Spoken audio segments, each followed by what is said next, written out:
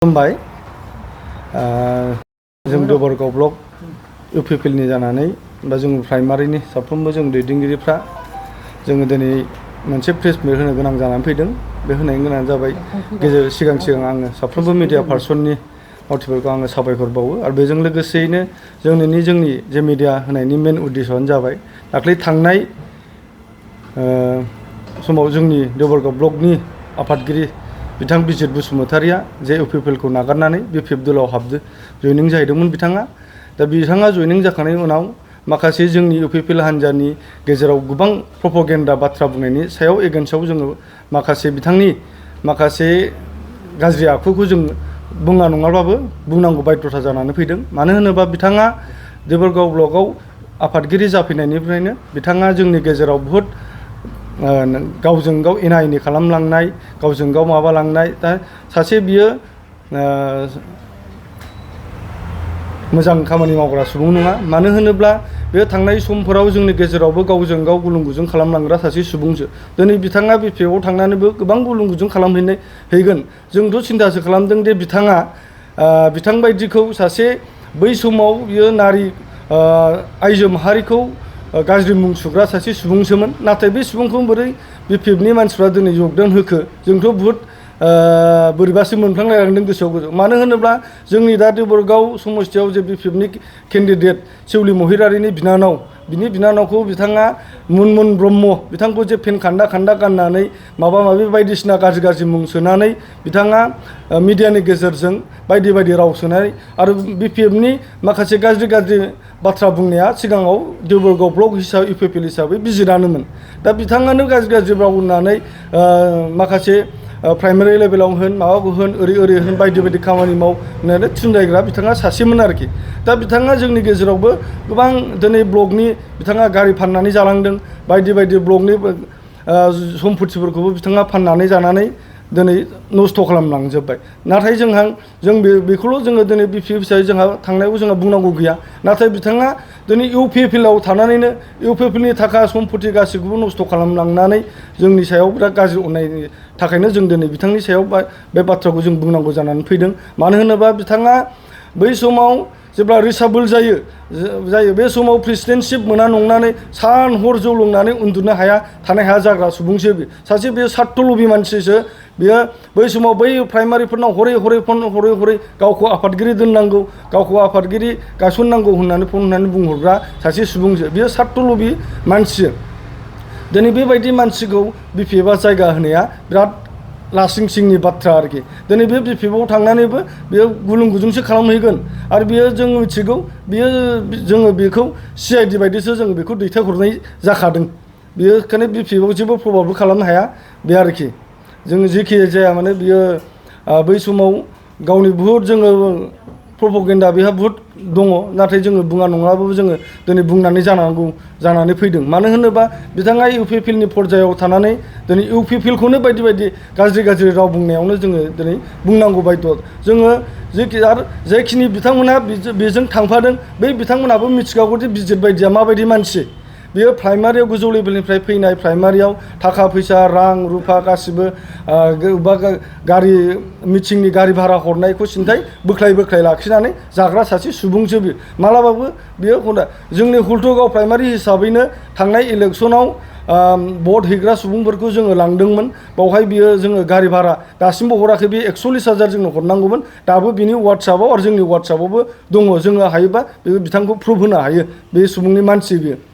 आरो मोनफ्रोमबो थाखा एलिगेसनाथ' स्किमाथ' गावनो लाजोबखायो। रावनो होआ। इउथ दङ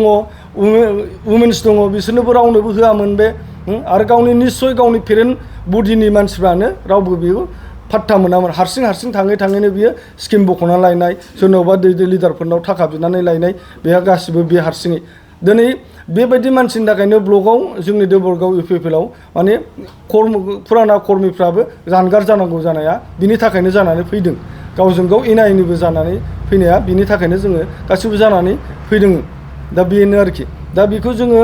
बियो न' सोरखौबा फन हरै बुरखायगासिनो दं जाहैबाय। दा बियो हाया। जोंनि देबरगाव हिसाबैथ' इउपिपिएल हिसाबै इउपिपिएलनि मानसिखौ रावखौबो लांनो हाखाया। जेखिनि थांदों जोङो बै समाव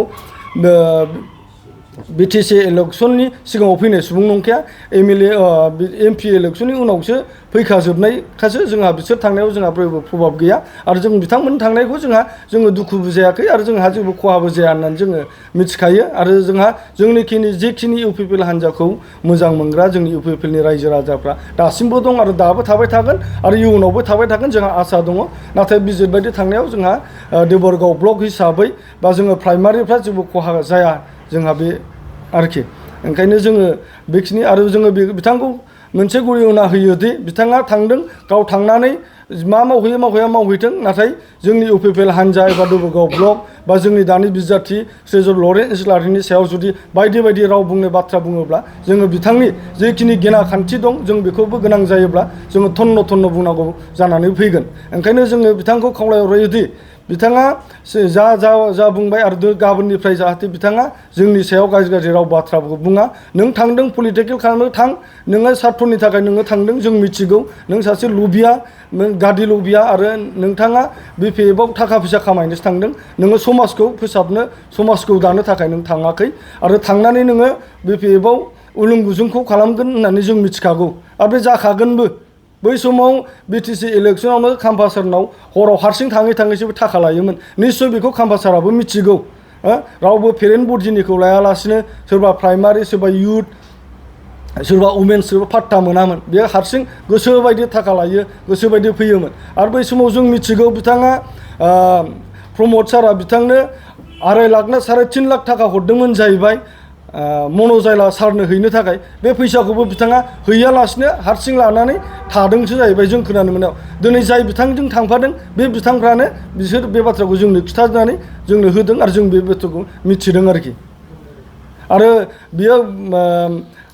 ब्लकनि बलेर' बे बलेर'आबो जोंहा ब्लकनिसोमोन नाथाय बेखौबो फाननानै जाबाय बियो गावनि सम्पति बायदि ओंखायनो जेखिनि बियो अफिसनि टेबोल सियार गासिबो आरो न' भाराखौनो बेनि बारे बार न' बिगुमायाबो बे ब्लकआव भारा बिबाय थादोंमोन भाराखौ जोंनि दैदेनगिरिफ्राव लायो बे भाराखौ होआखै न' बिगुमाया सिन्था होसोबैलायलायदों फन हरोबा बे फनखौबो हमामोन बियो मानसिनि आखला बेबायदि आरोखि दिनै बे बिपिएफआव थांनानै बेबायदि आखुखौनो खालामहैखागोन ओंखायनो साबधान होयो जोङो बिपिएफनि साफ्रोमबो दैदेनगिरिखौ जाहाथे बिजेट बायदि मानसिनिफ्राय जाहाथे साबधानाव थायो आरोखि बेबायदि मानसिखौ बारा जाहाथे लाइ होआ आं बेखिनिखौ खावलायबाय आरो गुडवेलनि स्किम बायदि स्किमफोरखौ बे हारसिं बियो ब्लक हिसाबै गामि हाबनानै प्रस्टार जेबो खामानि मावामोन बेखौ सोरांबानो नुयोमोन जोङो बिटिसि सेक्रेटारियावसो नुयोमोन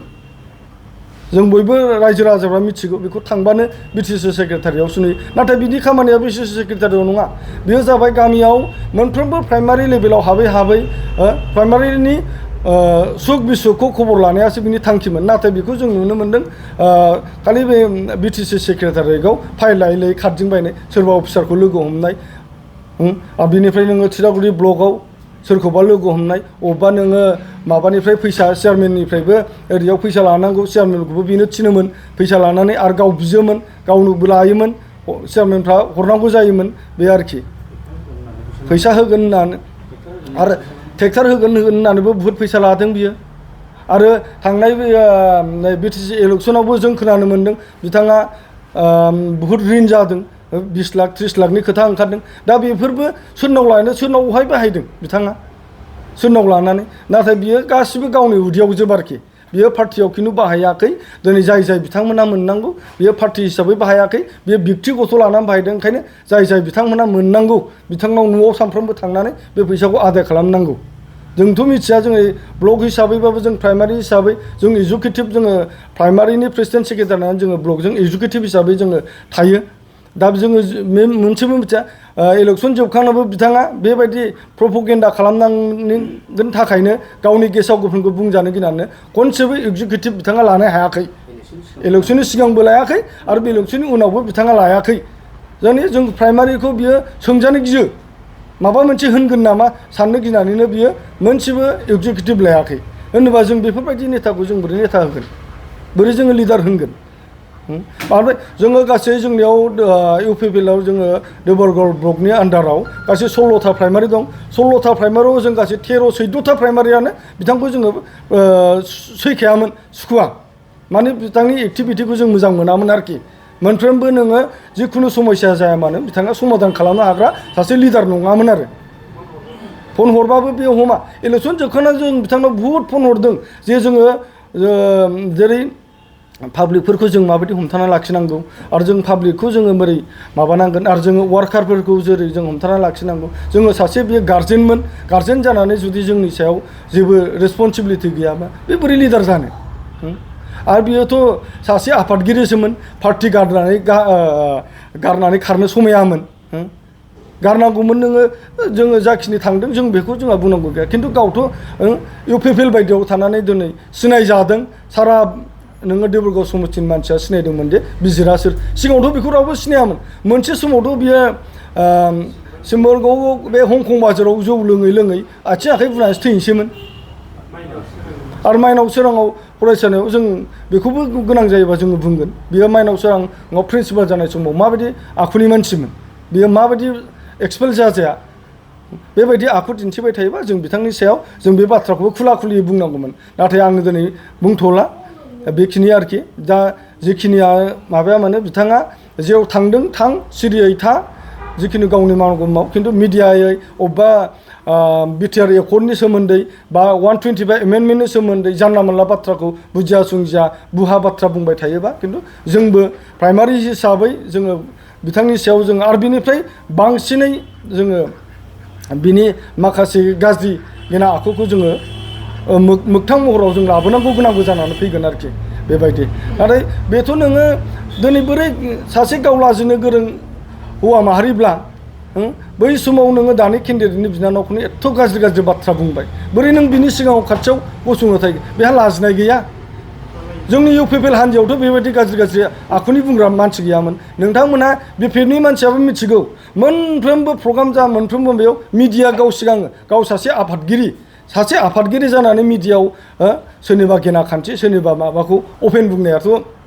मोनसे कनस्टिटिउसननि माबा नङा गावहाबोथ' गाहाय लेभेलाव मानसि दं नाथाय बियो थोंजोङै गावनो दायथ' लानानै गावनो बुङो बै समावबोथ' मुनमुन बायदिखौ बायदि होनो केसबो होजादोंमोन बे खारखुमा बायना उन्दुदों बेखौ निस्सय बायद'आबो मिथिगौ दिनै बायद'आ बेबायदि मानसिखौनो बोरै लायहोखो जोंथ' आसरितसो मोन्दों आरोखि दा बेखिनियानोसै आंनि बुंनाया बसुमतारी आदानिसिम आं फंनैसो देबरगाव प्राइमारिनि जानानै आङो फंनैसो बुंथारनांगौ दं होननानै आंहा जोङो सानदों जे बिथाङा मैया दाख्लैसो बिपिएफआव जयेन जाहैनाय लोगो लोगो जोंनि देबरगाव ब्लक बा जोंनि इउपिपिएल पार्टिखौ बिथाङा जोबोद माने गाज्रियै बिथाङा मुं सुगासिनो दङ दा बिनि लेखायैनो आं माखासे गोनांथार खोथाफोरखौ बुंफोरनो आङो देबरगाव प्राइमारि जानानै बुंफोरनो लुगैबाय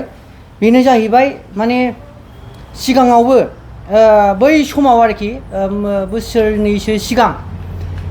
देबरगाव बिसिडिसिनि सिङाव थानाय देबरगाव हायार सेकेन्डारि स्कुलनि एमजे एनरेगानि खामानिखौ बिथाङा देबरगाव प्राइमारिखौ होआलासे माखासे स्किमखौ बिथाङा माने सेनानै जादों आरो 2023नि बै समाव गावनि न' खाथियावनो बांगाल लेबारा हा खोबाय थादोंमोन बेखौबो बिथाङा माने बुनानै देबरगाव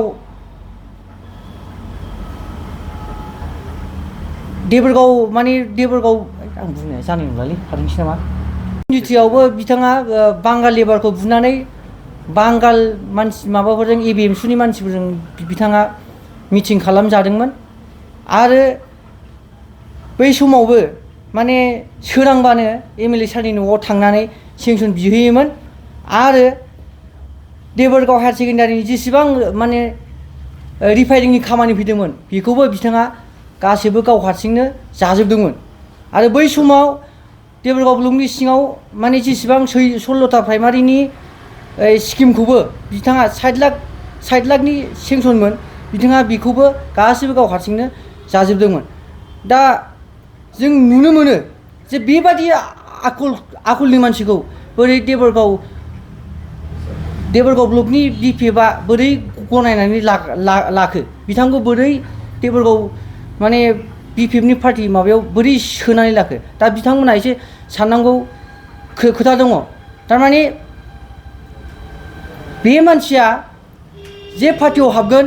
बै पार्टिया गासिबो माने दंस' जाजोबगोन दा बेखौनो आङो बुंबाय आरो मानसियाथ' बुहुद थगायसुलाखा एकदम नंखाय खोथाफोरखौ बुंनानै माने वार्कारफोरखौबो जानला मोनला खालामजोबोमोन बिथाङा माने एकदम बेबायदि मानसिखौ BPFनि मानसिफ्रा बांद्राय लाइ होनो नाङा दा बेखौनो आङो बुंबाय आरो माने सेवलि बायद'खौबो आं बुंहरो आरोखि जेनेबा बेबायदि मानसिखौ बांद्राय लाइ होनो नाङा बिथाङा एकदम थगायसुला बियो पार्टिनि मोनसेबो मोजां खामानि मावनाय नङा आरो मावखाथारा नैबे समावल' माने 10 दिनसोखौ एसे मोजां खामानि मावफ्लागोन बिनि उनाव सिकिम खिथु खारफानानै माने गासिबो बे BPFनि मानसिफोरखौ जाम्बा खालामजोबगोन बियो दा बेखौनो बुंबाय आं